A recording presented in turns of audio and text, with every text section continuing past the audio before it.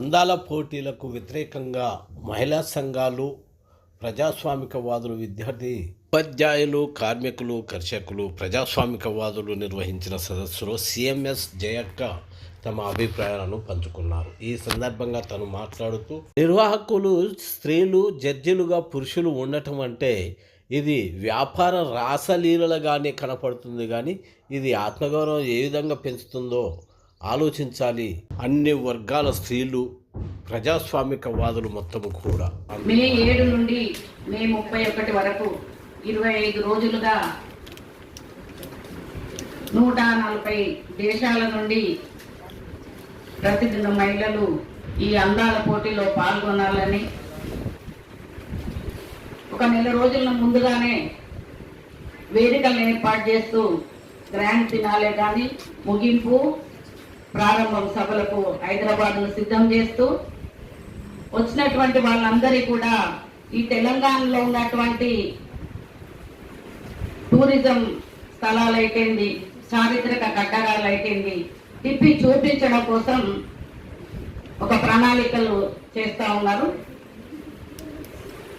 అందాల పోటీలు ఆడవాళ్ళే కాబట్టి పైనుండి కింది వరకు కూడా ఈ నిర్మాణంలో ఆడవాళ్ళు ఉంటే జనరల్ గా చూసేటువంటి వాళ్లకు అదొక విధంగా ఒక విధమైన భావజాలాన్ని చెప్పొచ్చు అనేటువంటి విధంగా ఈ మిస్ వరల్డ్ సంస్థ అయినటువంటి జూలియా మోర్లే, ఇక్కడనేమో స్మితా సబర్వాల్, వీళ్ళిద్దరు కలిసి దీన్ని ప్లాన్ చేస్తున్నట్టుగా చూపిస్తా ఉన్నారు. ముఖ్యంగా తెలంగాణలో మనం ఇంతకుముందు మాట్లాడుకున్నట్టు తెలంగాణ అంటే ఒక ఉద్యమ స్ఫూర్తి ఉంటది. అనేక పోరాటాలలో భాగస్వామ్యమై ఒక నూతన సమాజ నిర్మాణం కోసం కూడా అసూలు బాసినటువంటి ప్రాణాలు ఇచ్చినటువంటి ప్రజలు ఇక్కడ ఉంటారు. ఆ యొక్క భావజాలం ఉంది. ముఖ్యంగా తెలంగాణ కోసం 69 నుండి కూడా మొన్న 2014 వరకు అనేక పర్యాయాలుగా అనేక ఉద్యమాల్లో భాగస్వాములై రక్తదర్పణ చేసినటువంటి తెలంగాణ ఆ 10 సంవత్సరాలు ఆ పరిపాలన చూసినాం, 17 నెలలుగా ఈ పరిపాలన చూసినాం. ఇందాక మన ప్రధాన ముఖ్య సుభద్ర గారు మాట్లాడుతూ ఇవాళ ఉద్యోగుల పరిస్థితి ఎట్లా ఉందని చెప్పారు. ముఖ్యంగా ఒక సామెత ఉంటది, మింగ మెతుకులేదు కానీ మీసాలకు సంపంగిన అడిగిందట. మింగడానికి మెతుకేలేదు కానీ మీసాలకు సంపంగిన అట్లా ఉంది. రాష్ట్రంలో అనేక సామాజిక సమస్యలు ఉన్నాయి. చదువుకునే పిల్లలకు చదువు అందుబాటులో లేదు, ఏ వసతులు లేవు. ముఖ్యంగా మహిళల పరిస్థితి చూస్తే చాలా అధ్వానంగా ఉంది. ఇందాక మిత్రులు చెప్తూ వైద్య రంగం పరిస్థితి ఎట్లా ఉంది, విద్యారంగం పరిస్థితి ఎట్లా ఉంది, ఇవన్నీ మనం గమనిస్తా ఉన్నాం. ఏది అడిగినా కూడా బడ్జెట్ లేదనేటువంటి విషయాన్ని మనకు చెప్తా ఉన్నారు. మేము అడుగుతా ఉన్నాం, మహిళలంటే ఒక వ్యాపార సంస్థలు పెట్టేటువంటి పెట్టుబడులు అమ్మేటువంటి మార్కెట్ సరుకులు కాదు.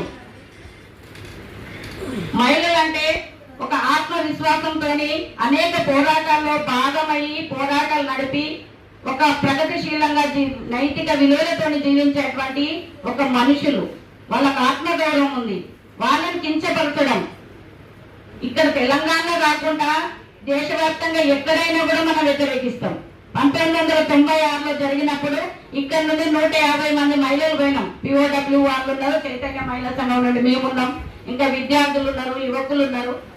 150 మంది ఇక్కడ నుండే పోయినాం. బెంగళూరులో జరిగి ఇక్కడ నుండి పోయినాము. ఇక్కడ తెలంగాణలో జరిగి తోడుకుంటాం. నువ్వు తెలంగాణతో తిప్పితే ఎట్లా తిప్పుతావు? ఏ ధైర్యంతోనే ఆ వాయిస్ చేయగలుగుతున్నారు. 3 రోజులు మేము పోయి అక్కడ అడ్డుకున్నాం. మమ్మల్ని పట్టుకొని 3 రోజులు తిప్పి వదిలిండ్రు. ఇక్కడ తెలంగాణలో కూడా అట్లాంటిది ఏం జరగదు. నెల రోజుల ముందే ప్రణాళికలు వేస్తున్నారు. మొన్నటికి మొన్న ఈమెవరు 2024లో ముంబైలో జరిగినప్పుడు కిరీటం ధరించినటువంటి క్రిస్టినా వచ్చిండ్రు. ఇక్కడ ఏర్పాట్లు ఎట్లా జరుగుతున్నాయని రేపు 25 అంటే మేలో ఇప్పుడు వచ్చేటువంటి కిరీటమును ఆమె కిరీటం ఎవరైతే గెలుస్తారో వాళ్లకు ధరింపజేస్తుంది అనమాట. అంటే ఆమె ఏర్పాట్ల కోసం వచ్చి ముందుగానే ఇక్కడి భారతీయ సంస్కృతి బాగుంది అని ఆమె యాదాద్రికి వెళ్ళింది. యాదాద్రికి వెళ్ళి అక్కడ అన్ని పరిస్థితులు పరిశీలించింది. నేను ఇందాక అన్నట్టుగా చారిత్రక కట్టడాలు, ముఖ్యమైనటువంటి ప్రదేశాలు అంటే రామప్ప, లక్నవరము, యాదాద్రి, అనంతగిరి ఇట్లా ప్రకటిస్తా ఉన్నారు. అయితే అవి అపవిత్రం అయిపోతాయంట వీళ్ళు వెళ్ళితే. అంటే సగం బట్టలు వేసుకొని వీళ్ళు వెళ్ళడం వల్ల అపవిత్రం అయిపోతుందని విహెచ్పి నుండి ఇవాళ శశికుమార్ మాట్లాడుతూ ఉన్నారు. అట్లా ఎట్లా వస్తాం మేము అడ్డుకుంటామని.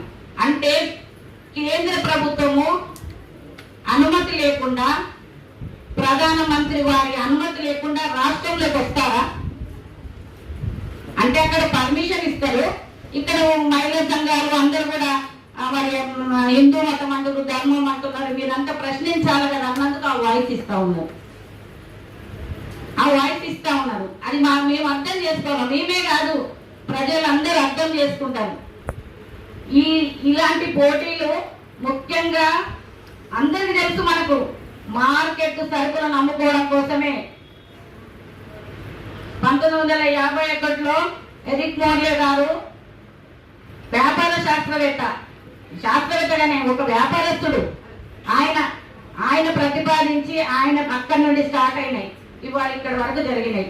ఇవాళ ఈ పోటీ ఇక్కడ పెడితే తెలంగాణ సంస్కృతిని మొత్తం దేశాలకు ప్రపంచానికి చూపుతున్నామని. ఏం చూపిస్తున్నారు? దేశంలో ఏం జరుగుతుంది, అత్యాచారాలు ఎట్లా జరుగుతున్నాయి, కడుపులో ఉన్నటువంటి బిడ్డ బయటికి రావాలి, అమ్మాయిగా పుట్టగలుగుతుందా, పుడితే ఆమె మనుగడ ఎట్లుంది, మహిళగా ఇప్పుడు ఎలా ఉంది, ఇవన్నిట్లో మనం అందరం తెలిసిన విషయాలే. కాబట్టి అట్లా కేవలము ఆ రోజు స్టార్ట్ అయినటువంటి వ్యాపార సంస్థలు ఇట్లా వచ్చినాయి. 2000 సంవత్సరంలో ఆఫ్రికాలో కూడా ఈ పోటీలు వచ్చినాయి, వాళ్ళకు కూడా కిరీటం వచ్చింది.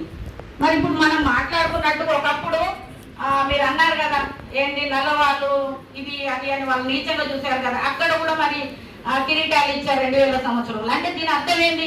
ఇది ప్రజలకు మనం ఖచ్చితంగా చెప్పాలి. అంటే వ్యాపారం మార్కెట్ ఎక్కడ ఉంటుందో అక్కడే వ్యాపారం జరుగుతుంది.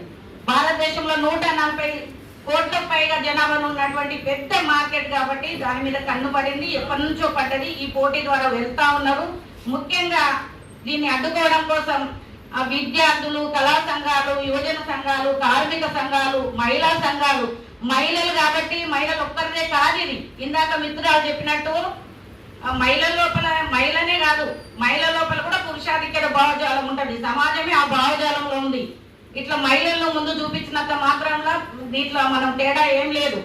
అందరు కూడా ఖచ్చితంగా మహిళల సమస్య మహిళలే ఉండాలన్నటువంటిది కాకుండా మనం కింది నుండి కూడా చిన్న సంఘాలు, విడి వ్యక్తులను అందరినీ కూడా కలుపుకొని ఒక పెద్ద పోరాట రూపాలు తీసుకోవాలి. మనం దీని తర్వాత అవే మాట్లాడుకుంటామేమో. అట్లా మనం దీన్ని ఖచ్చితంగా వ్యతిరేకించాలి, అడ్డుకోవాలి, దీన్ని ప్రజలకు బహిర్గతం చేయాలి. దీంట్లో ఉన్నటువంటి అంతర రహస్యాన్ని తెలియజేస్తూ ఈ అవకాశం ఇచ్చినటువంటి మిత్రులకు కృతజ్ఞతలు.